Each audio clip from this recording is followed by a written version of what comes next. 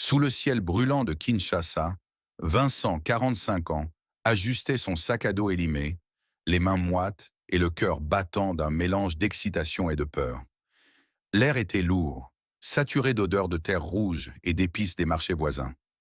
Les klaxons des mototaxis déchiraient le silence, tandis que la foule s'agitait autour de lui, un chaos familier qu'il s'apprêtait à quitter. Il se tenait devant l'aéroport international de Njili, un billet froissé dans la poche, direction Londres.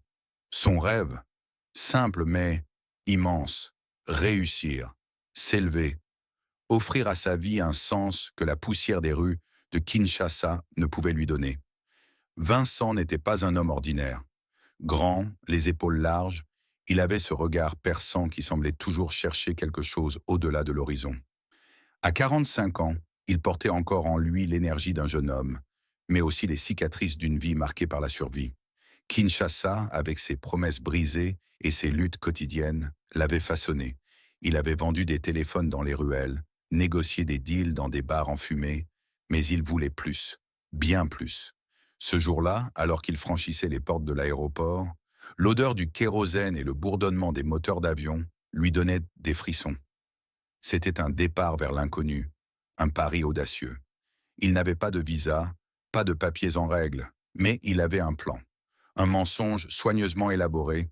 Il demanderait l'asile politique en Angleterre, en prétendant être persécuté pour son homosexualité.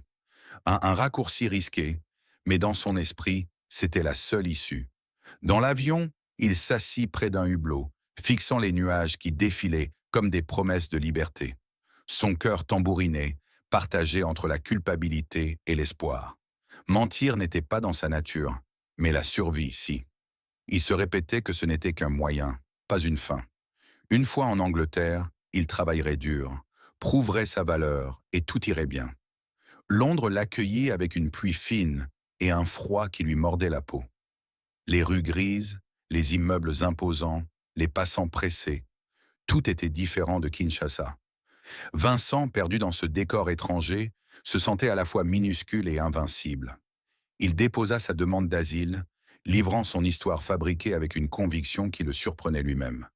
Les officiers du Home Office, impassibles, prirent des notes.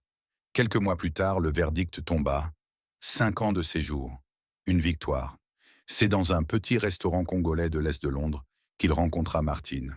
Elle était là, assise à une table, une assiette de poulet Moham devant elle, son rire doux contrastant avec le bruit des conversations autour. Martine, 38 ans, avait la peau d'ébène et des yeux qui semblaient lire dans l'âme. Congolaise comme lui, elle portait en elle la même nostalgie de Kinshasa, mais aussi une sérénité que Vincent enviait. Ils parlèrent des heures, partageant des souvenirs d'enfance, des chansons de Papa Wemba et des rêves qu'ils n'osaient plus formuler. Leur amour grandit doucement, comme une plante fragile mais tenace. Ils emménagèrent ensemble dans un petit appartement à Peckham, où l'odeur du fufu et du poisson salé emplissait l'air chaque dimanche.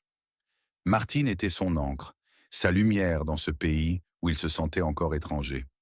Ils décidèrent de sceller leur union par un mariage traditionnel, organisé discrètement dans un pays voisin pour éviter les regards indiscrets du Home Office.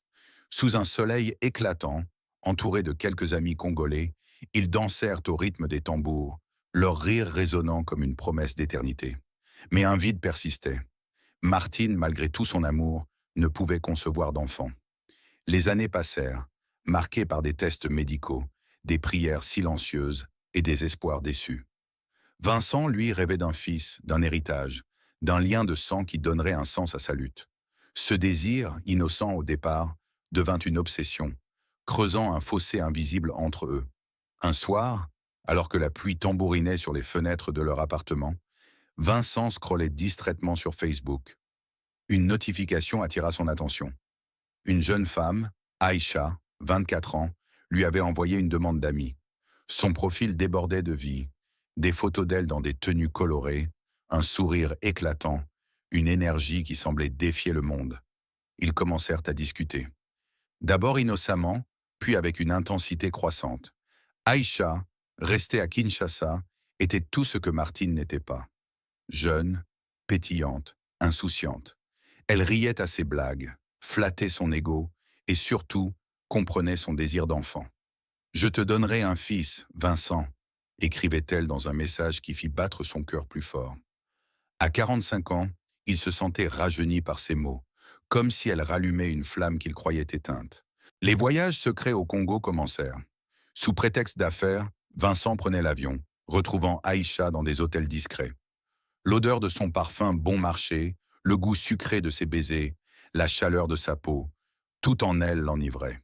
Lorsqu'elle lui annonça qu'elle était enceinte, il ressentit une joie brute, presque animale. Il s'imaginait déjà tenant son fils, un petit Vincent qui porterait son nom. Mais l'insouciance a un prix. Aïcha, fière, postait des photos d'eux sur les réseaux sociaux.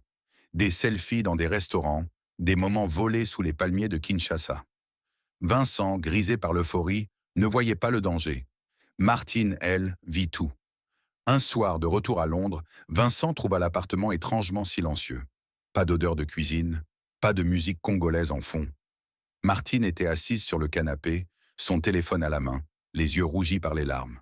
« Explique-moi ça », dit-elle d'une voix tremblante, en lui montrant une photo d'Aïcha et lui, enlacés, riant sous un ciel étoilé. Le cœur de Vincent s'arrêta. Il bafouilla, chercha des excuses, mais Martine ne l'écoutait plus. Sa douleur était palpable, un mélange de colère et de chagrin qui emplissait la pièce comme une tempête. Elle avait tout découvert, les messages, les voyages, l'enfant à venir. Mais ce n'était pas tout. Martine, brisée, alla plus loin. Elle contacta un avocat, déterminé à faire payer Vincent pour son mensonge. L'avocat, méthodique, rassembla les preuves, les photos, les messages, les détails du mariage traditionnel. Il démontra que Vincent n'avait jamais été homosexuel, que son asile politique reposait sur une fraude. Un dossier fut envoyé au Home Office. Vincent était au Congo pour voir Aïcha lorsque le couperet tomba. À l'aéroport de Njili, prêt à rentrer à Londres, il tendit son passeport à l'agent d'immigration. L'homme fronça les sourcils, tapa sur son clavier, puis le regarda froidement.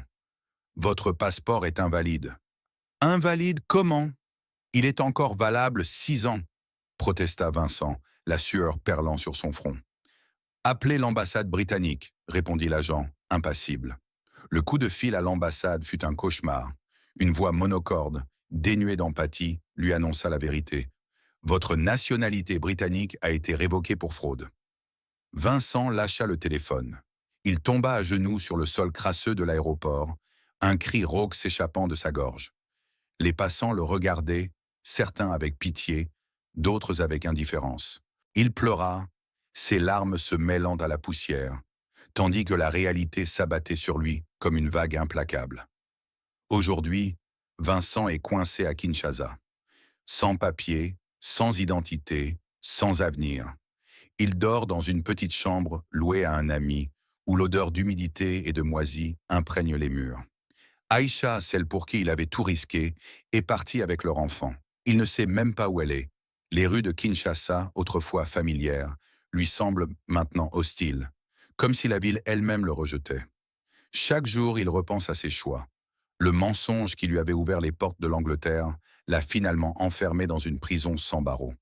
Il revoit le sourire de Martine, la confiance qu'elle lui accordait, et la douleur dans ses yeux lorsqu'elle a découvert la vérité. Il pense à son fils, quelque part dans ce monde, un enfant qu'il ne connaîtra peut-être jamais. Vincent n'écrit pas pour être jugé ou applaudi. Il écrit parce que les mots sont tout ce qui lui reste. Parce que, peut-être, son histoire servira d'avertissement. Mentir pour réussir, c'est comme construire une maison sur du sable. Tôt ou tard, tout s'écroule. À la prochaine pour une autre confidence, secret partagé.